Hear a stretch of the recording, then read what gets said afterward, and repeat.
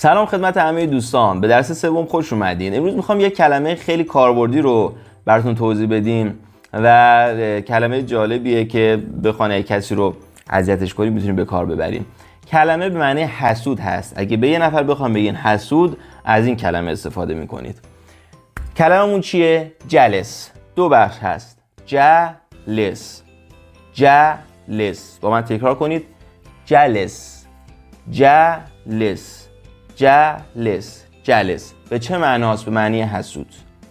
جلس بچه‌ها به چه معناست؟ به معنی حسود. میریم سراغ یک مثال. مثال اون جملهش طولانیه، پس خوب توجه کنید. یه مقدارم پیچیده است. A detective was hired by the jealous widow to find the boyfriend who had abandoned her.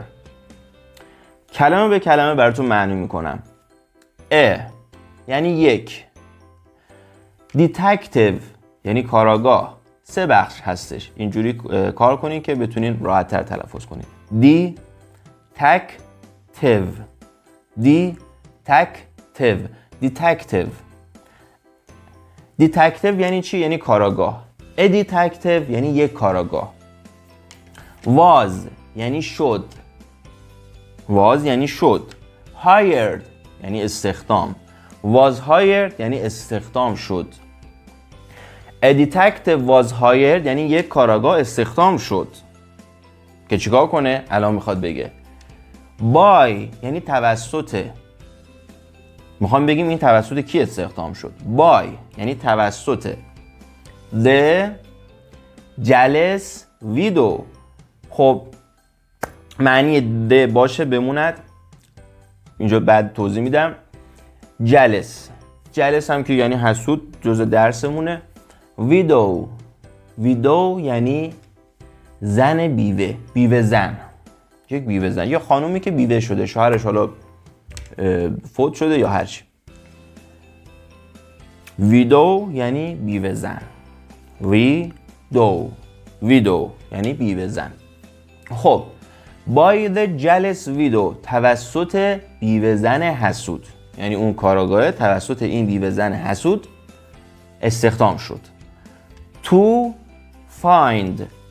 to یعنی که. find یعنی پیدا کند. to find یعنی که پیدا کند.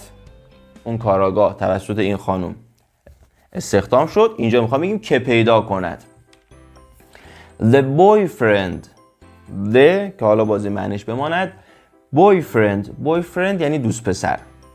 boy یعنی پسر. friend یعنی دوست. boyfriend یعنی دوست پسر. که پیدا کنه این دوست پسره رو. کلمه بعدی who در اینجا به معنی که هستش. که. یا میتونیم بگیم کسی که. ولی خب که بگیم راحت.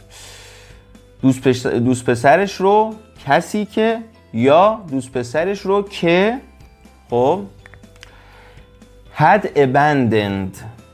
abandoned مال درس‌های قبلی. abandon یعنی ترک کردن، درسته؟ که خوندیم. abandon یعنی ترک کردن. حالا اینجا دو تا چیز بهش اضافه شده. آخرش یه ایدی گرفته، قبلش یک had گرفته.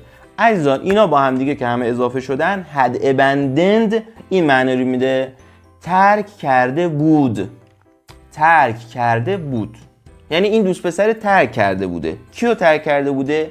آخرش میگه her اشاره میکنه، میگه او منظور کیه؟ همون بیوه زن حسوده. دوست پسرش این بیوه زن حسود رو ترک کرده. یعنی دوست پسر دوست دخترش رو ترک کرده بوده، رفته بوده، معلوم کجا بوده. و این بیوه زن حسودم از این خبر نداشته، نگران بوده این کجا رفته. گفته برم یک کارآگاه استخدام کنم ببینم این کجا رفته. حالا این چرا گفته حسود؟ چون با خودش میگفته این حتما رفته پیش یک خانومی، حسادت میکرده. میگفته کجا رفته؟ برم یک کارآگاه استخدام کنم این جای بعدی نرفته باشه. حسادت میکرده که حتما رفته پیش یکی دیگه، با یه نفر دیگه آشنا شده. متوجه هستین؟ این حسادت از این بابه که گفته حسود.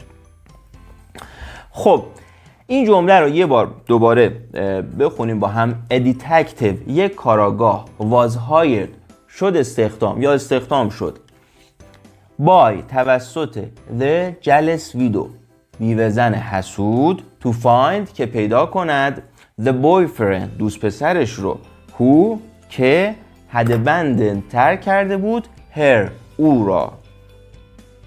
معنیش رو متوجه شدین دیگه تقریبا. خب اینجا دو تا نکته من میخوام بگم.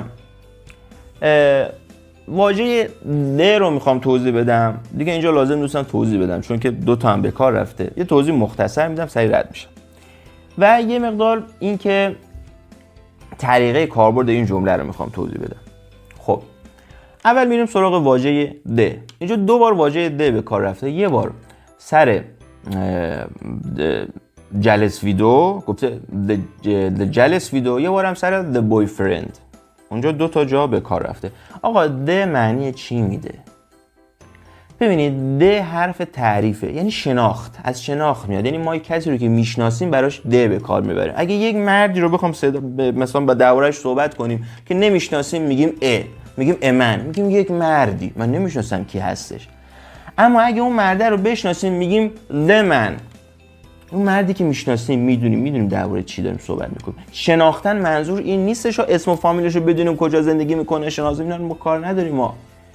اصلا که شناخت در حد خودش. من یه مثال میزنم که دیگه بدونیم چقدر حد این شناخت.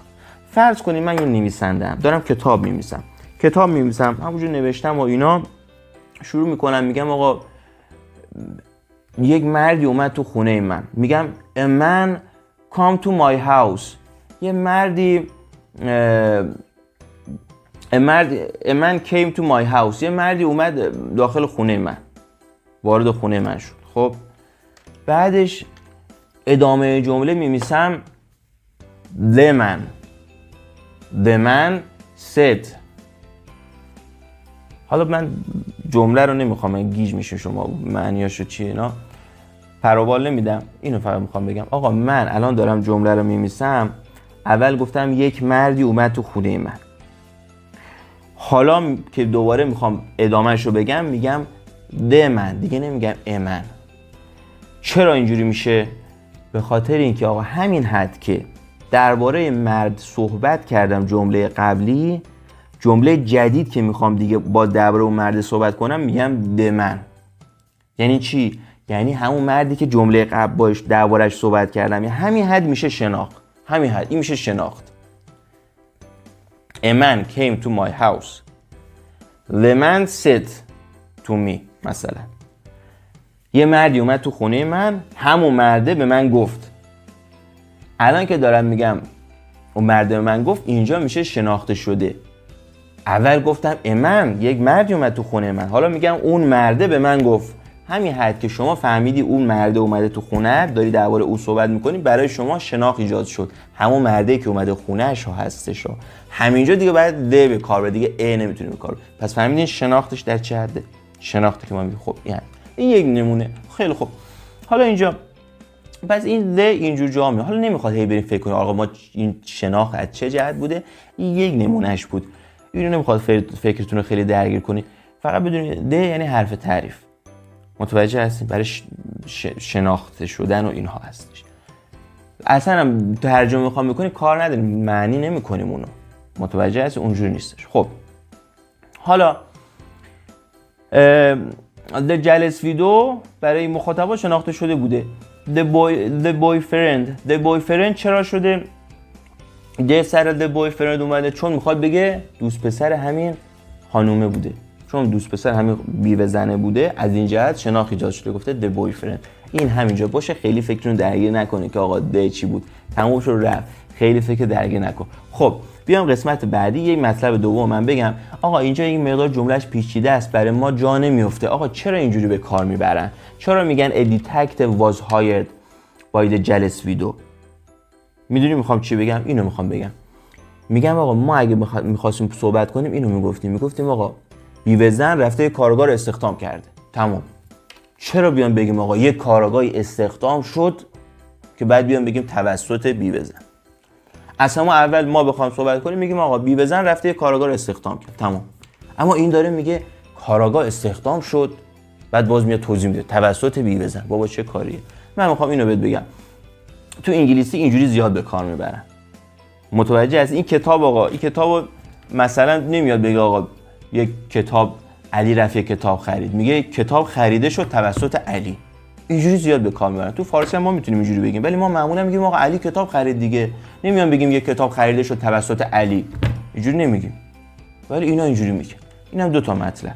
متوجه شدین؟ خیلی خوب. این تموم. زیادم فکر درگیرش نکنیم.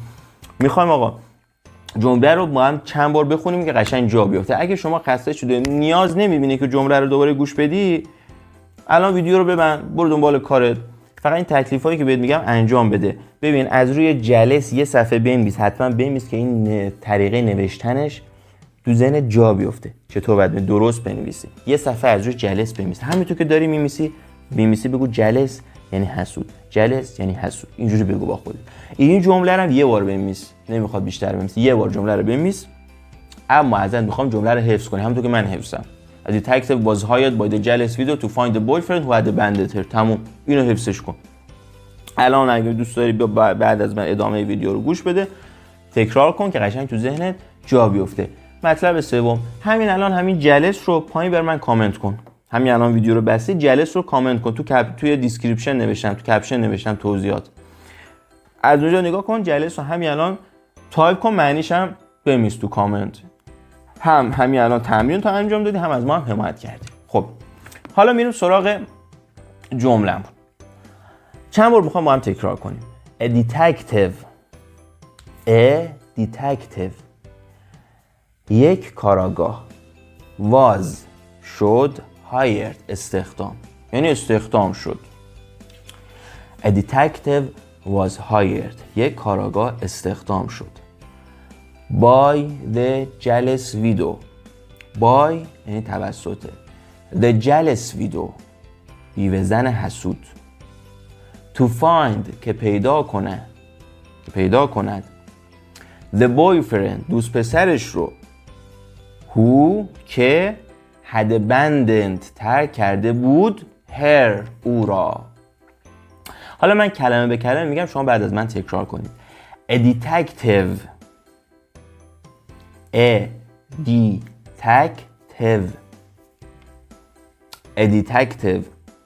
was hired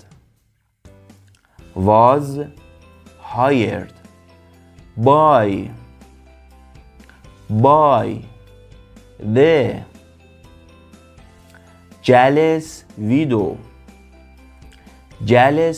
widow to find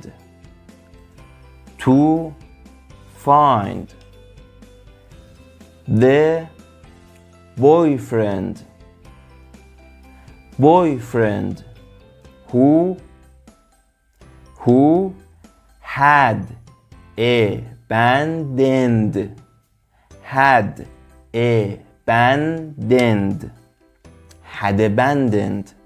had abandoned her.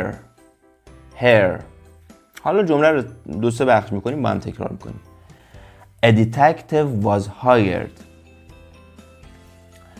A detective was hired.